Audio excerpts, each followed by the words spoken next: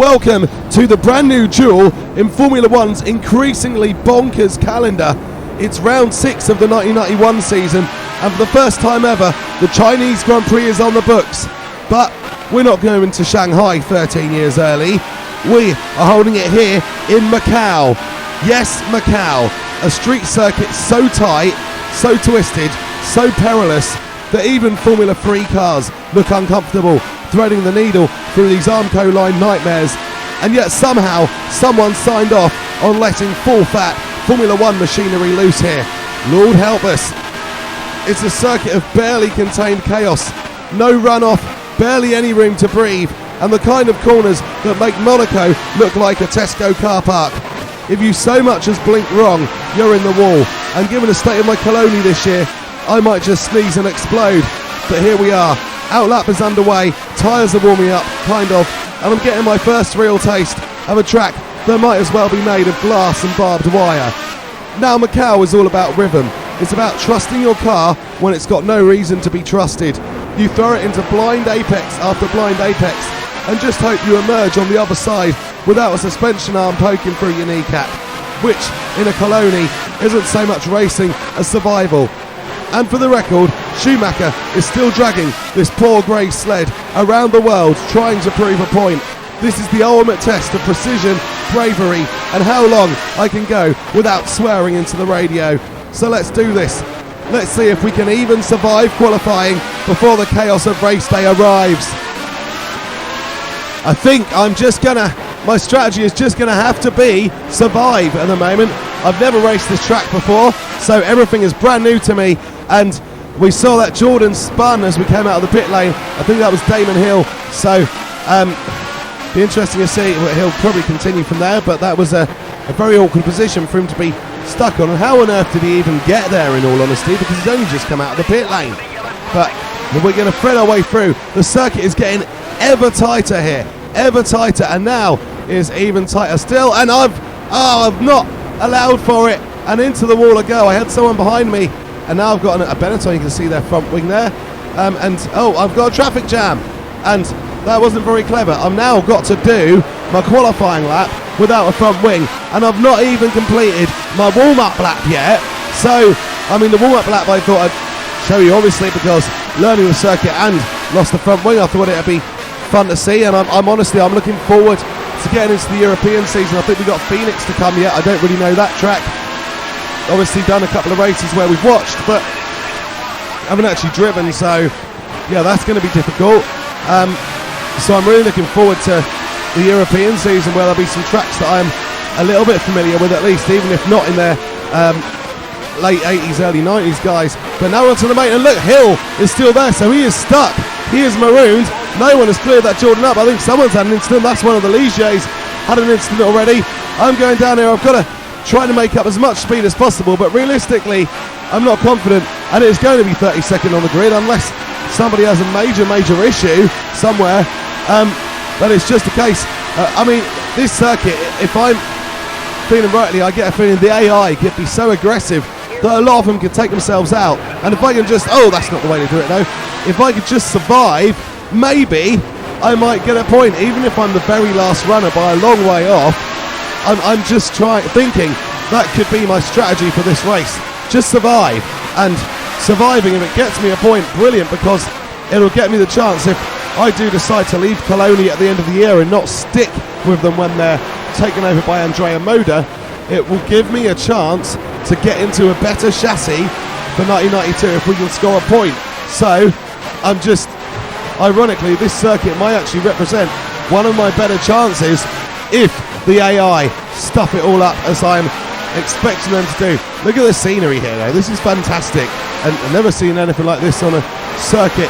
And okay, the Coloni is doing its usual thing of not staying aligned with the line I'm putting it on, and every time it's twitching a lot, but losing the front wing hasn't made any difference really. It's just still the Coloni is doing what the Coloni wants to do at the Coloni's given time, and that is, again, it's very loose and slidey, and I've got a Ligier, thankfully, that a front wing behind me, but you can see if I can make a good start and then hold people off. It's so tight that overtaking is going to be difficult.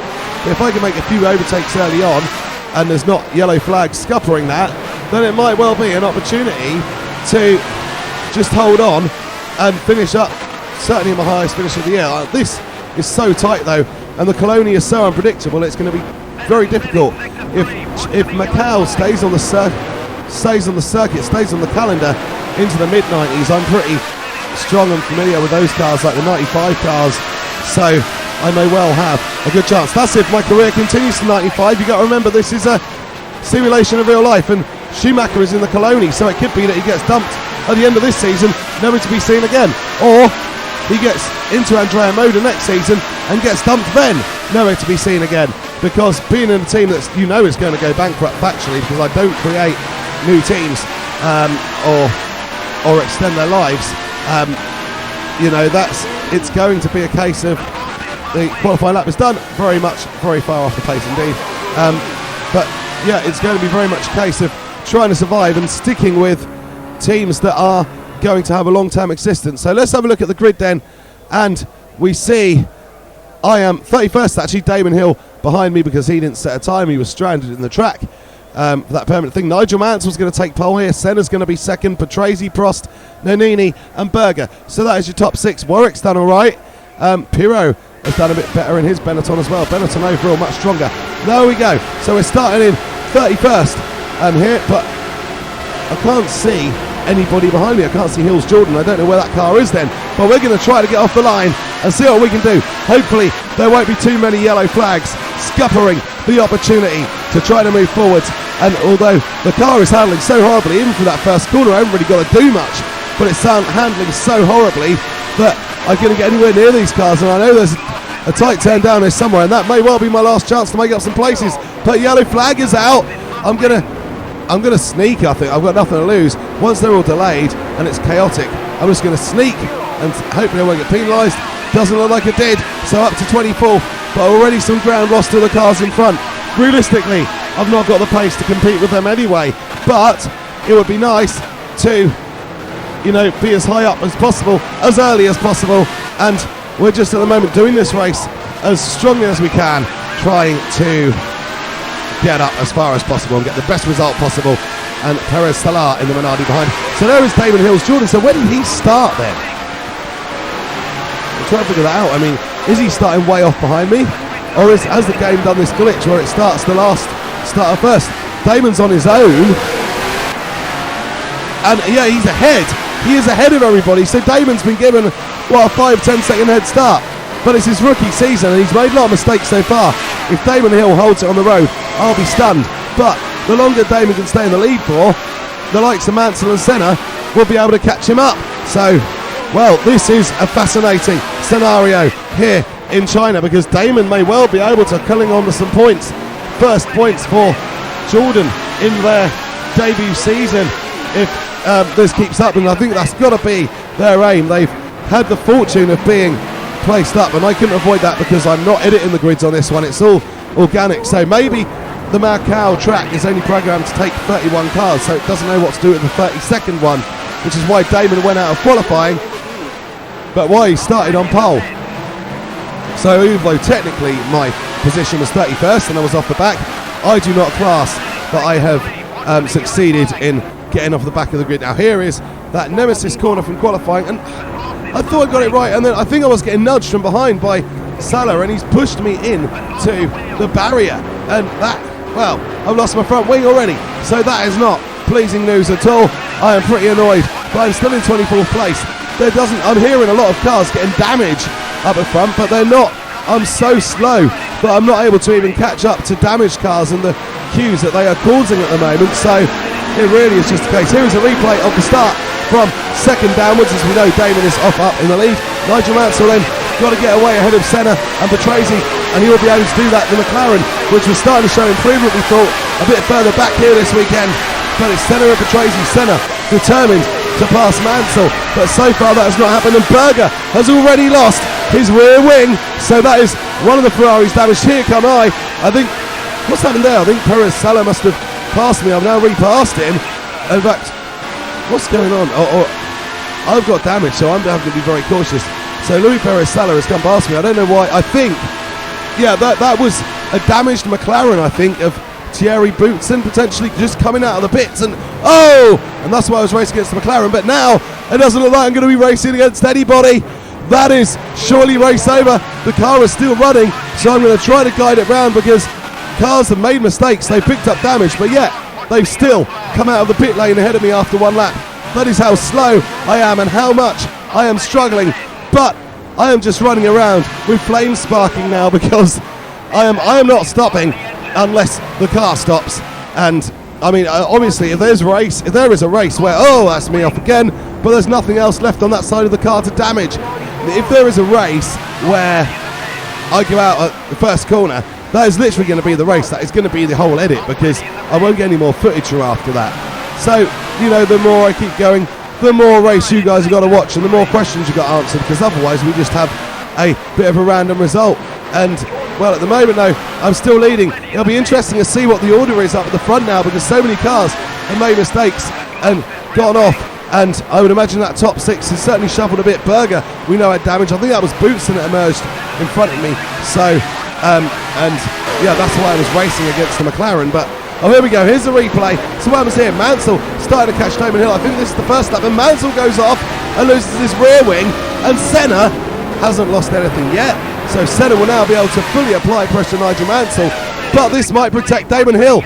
And ironically, the rookie has not made a mistake yet. Damon Hill still leading. There am I, still crawling around with plenty of damage.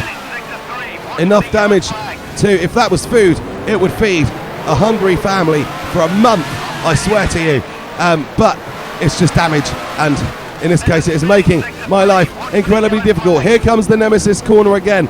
I've only made it through without crashing once, and I've not made it through this time because the car would not turn right. Without the left-hand wheel to drive it around the corner, the car would not turn. So I have come into more trouble there, and I've got another half the race to go yet. I'm not stop. I'm just trying to get it round here, to be honest. Just trying to get it round without running to the wall. I don't want to have to reverse again. And goodness knows, someone's going to come flying around the corner, and they are going to completely end my race. That is what I'm trying to avoid. But I've managed to. Everything else I've been trying to avoid, I've managed to do. I mean, any hope of surviving to claim a point is unlikely unless 16 cars in front of me retire. And there's not been that many retire so far. So I am not expecting. There's I think Boston now ahead of me apparently. So let's see. So that was. Senna was trying to pass Mansell there. I think this is still replays from the first lap. Just trying to drop them in as and where I can when there's not too much action to watch. And Senna tries to move on Mansell but loses his front wing. So the two title rivals have come a cropper, but they are still in second and third, which is allowing Damon Hill to get away. He still hasn't made a mistake. Here I go. I am pitting at the end of lap 2, and some of these mods, the pit crew doesn't come out. I'm hoping they will on this one because I really need a repaired car so I can run some sort of respectable pace. No, they weren't ready for me, and there's been no automatic repairs either. I've crossed the line actually. I've been lapped, and Damon Hill has won the Chinese Grand Prix in the Jordan. Everybody was in the same position. They had no knowledge, but Damon Hill has just marked himself out as a star of the future. I think the only guy who didn't carry damage, and he's won the race from Nigel Mansell, who was 23 seconds behind and didn't actually pit for repairs or anything. So Mansell stayed out there, and that will extend his championship lead. Ivan Capelli, third in the Leighton House. Eddie Cheever, fourth for Lotus. Yannick Dalmas, fifth for AGS. And who is going to finish in sixth place? So we are still waiting to see all that. There are going to be a lot of highlights to break down after this Grand Prix. It's Nannini in a Benetton without a rear wing, of course. A lot of these cars are damaged and just trying to make it to the finish. Pretty much they all had the same strategy as me in the end then. But there is a Damon Hill, a victorious Damon Hill in the 7-Up Jordan. What a wonderful sight. And the brand new Irish team who literally had very little hope. They built a respectable enough car. It's been qualifying between 20th and 25th this season. Not as good as its real life counterpart, which was sort of regularly qualifying around about 10th place. But they've built a respectable car considering they started from nothing. And Damon has used it and the advantage of the game's glitch to win the race. So brilliantly done, Damon Hill. Nigel Mansell, Capelli, Cheever, Dalmas and Nannini. And that means the championship is Mansell on 42, Senna still on 30, Patrese on 18, Prost on 18, Berger 10 and Hill now on 10. Ferrari lead Williams by 4 points in the Constructors, 52 to 48, and McLaren well back on 23. So here's all the highlights reels. So that was Senna pitting after losing his front wing, and after being under pressure from Alain Prost's McLaren. Well, Senna pits, and this is to get a new front wing. We know, of course, that he didn't make it back to points, and there is Patrese, his teammate, goes into the pits at the same time. Patrese is out. He's had an issue. Let's see what happened to Riccardo Patrese. He just didn't allow for the track being that wide, and is that Pirro on Nannini loses his front wing, but Patrese just didn't use his eyeballs, and then he goes off and out of the race. So Patrese out of that one, and Senna, this is after his pit stop, and there's a wing missing on the Leighton-house, and Senna has gone straight into the barrier, only 2 or 3 corners after pitting, and he loses both front and rear wing as well. Here comes Prost trying to pass Mansell. Looks like he's finally got the move done, so this is on the second lap, and we know it's a replay, but Prost then blows it himself and loses both wings, and Mansell is back. Well, Mansell isn't back ahead of him, but I'm assuming Prost must have pitted for repairs. So there was Damon Hill. We're now looking at a bit of just Damon Hill lapping the circuit on his run of victory, while Prost is trying to hold back Mansell. Mansell's still got a front wing, Prost hasn't. So, and there goes Prost, like Senna, getting very leery into the pit lane entry, because, well, he had to do something, didn't he, to try to rescue something, but he didn't manage that. The McLaren hasn't been so strong in terms of pace this weekend. It was building up. Prost was finishing 3rd at the start of the season, then 2nd, but nothing a day.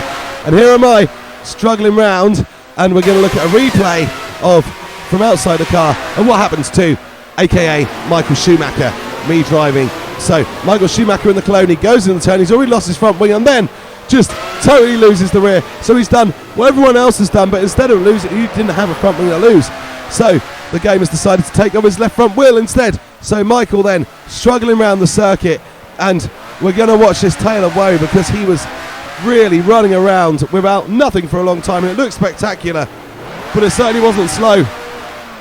No, sorry, it certainly wasn't fast, and it certainly wasn't fun, because just so much damage to that Coloni, and nowhere to get any points there. Again, I go deep, I go into the barrier, and this was just an absolute comedy of errors now, trying to survive, but clinging on with desperation to that original race plan, because everybody else has had the same race plan, but they've done a better job of it, and my first venture to Macau has not gone very well at all, and well, this is certainly not a good reflection of Michael Schumacher's real life talent, but we can always blame the Coloni, of course, and yeah, I think we'll do that. It was the Coloni's fault, and look, because it's sliding in a straight line before it even gets to the corner, and then slides again, and yeah, just struggling. And I've got, I think that's, I don't know if that's a Brabham or a Lamborghini behind me there, but he's had a problem himself. He gets past me, as that was a Lamborghini, I think possibly Jos Verstappen, but he gets past me as I go into the wall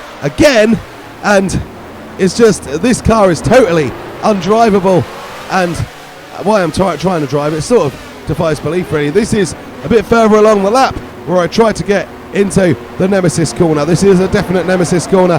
The car didn't have, oh, somehow that, I think is that a Tyrrell or a Brabham, got around with no issues at all, but I had to fully reverse out and then really be gentle. There was no margin for anything else there, and then I was thinking, oh, I haven't got the turning lock to make it round, but I tried anyway, and eventually I got round.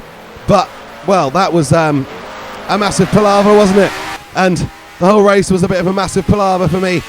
Well, yeah, and here is Damon Hill at the end, coming through to claim his victory, of me pitting just ahead of him, and Damon is going to claim the victory of the Chinese Grand Prix. Fantastic result for Jordan.